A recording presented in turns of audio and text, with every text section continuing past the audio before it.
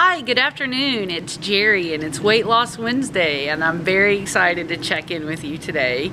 I had a great week. I hope you're having a great week too. And like I told you last week, I'm rounding the corner. I'm like right there on the edge, literally on the edge of breaking into the 250s. So I'm so excited.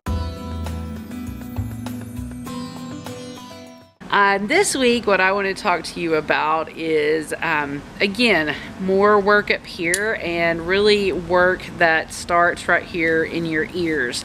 And the reason why I say that is because today I want to chat with you about what it's like, you know, kind of in the process, like when you start to have some visible changes that people can easily see.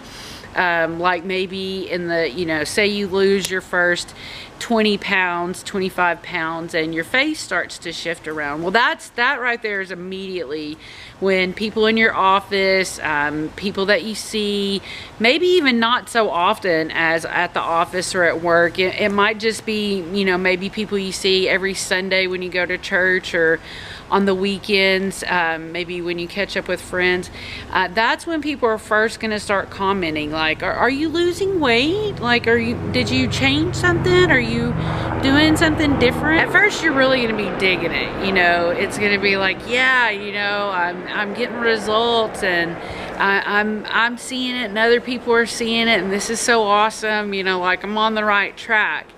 And that really lasts for about probably the first 10 or 20 people that say something to you about it. I remember a brief journey that I was on back in, I mean, this was probably back 14, 15 years ago, and I worked for a company that had that on one day a week I would see as many as 120 of the people that worked there, and they all knew me, and I was the right hand of the guy that owned the company, and so everybody really knew me, and I was on this journey with him.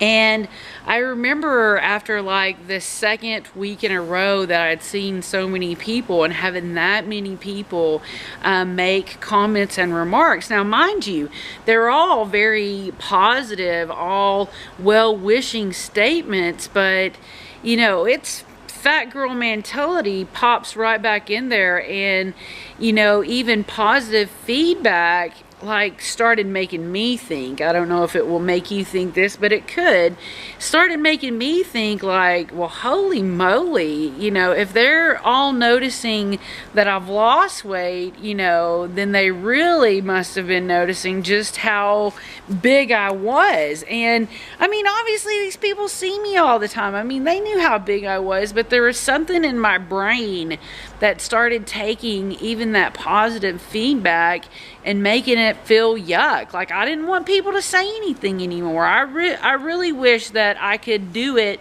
without anybody noticing. And that program that we were doing was extremely challenging. So physically, it was an eating plan that just didn't fit with my body, and I got kind of sick from it.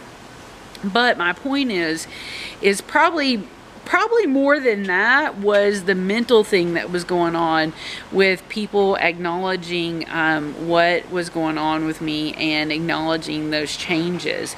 And so I'll tell you honestly, when I started accidentally started on that last journey that got me down 100 pounds, I did, at the time, I didn't really see nobody hardly ever. You know, I was home all the time, or I was either at my mom's house, and that's where I worked with my mom, you know, or I'd go to the grocery store. I never saw anybody I saw at the grocery store, and I'd see my sister. And I mean, I participated some on Facebook, but I've never been a poster on Facebook. So it wasn't like every month I was like, hey, look at me. I didn't post anything on Facebook about being on the journey, about losing any weight. I really wasn't posting any pictures of me. You know, every now and then I might put something up, you know, like a picture of the girls or something that was funny. So what happened on Facebook that started drawing the awareness to it, around that September 100 pound mark in September of, what was that, 2013, a good friend of mine from my childhood, my next door neighbor, he got married, and that was a really big deal. And so I had to go to his wedding, and I did, and it was wonderful.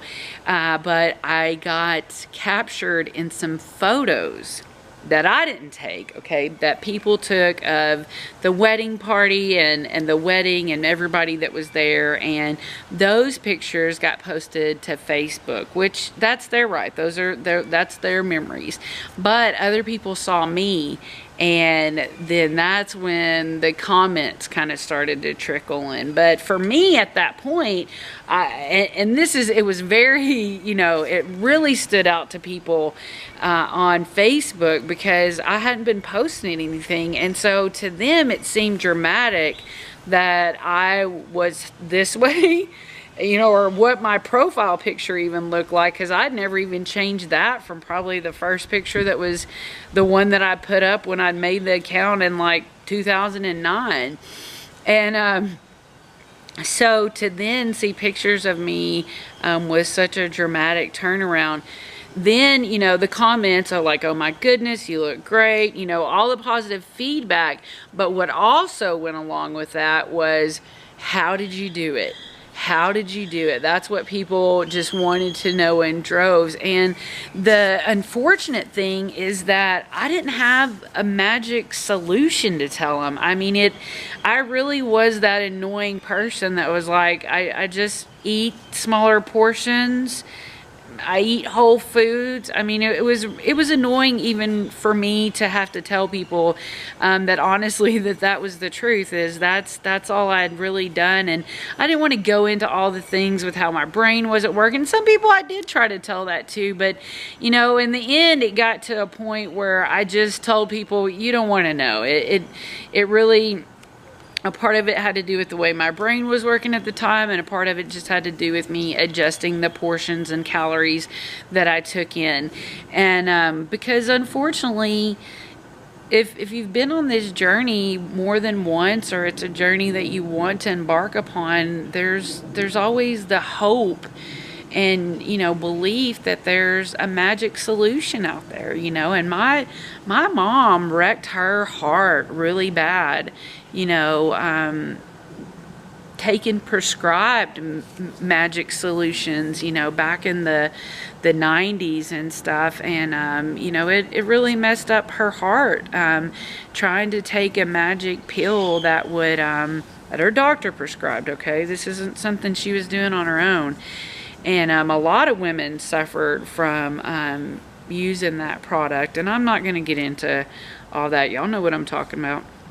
And so even though we're always looking for or hoping that there's just some magic thing that is going to give us the ticket to what we want, this is not an easy ticket type of game. This is a long haul type of journey, and I'm gonna have the same answer this go around for people as to how'd you do it. It's not gonna be any awesome answer. I'm not a person. I will not willingly, maybe life or death, but I don't see myself having another surgery after an emergency one that I had a couple years ago. And so there's no way that a medical solution would be an option for me, and I know for a lot of people that it is, and that's okay.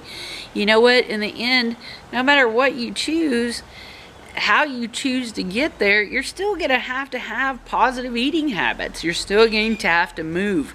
You're still going to have positive health behaviors in order to maintain the health status that you want your body to be in.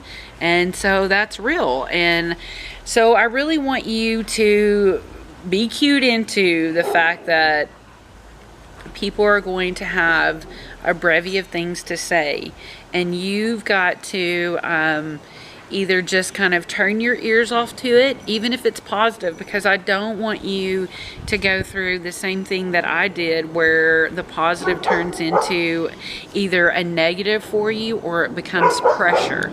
Because there's also that possibility of pressure from, well, if people are seeing that I'm losing weight and then I get off track, then people are going to see that and then they're going to comment on it, and so it's tough. You know, it's tough to be so exposed when you don't have a super isolated life like I had on my last journey.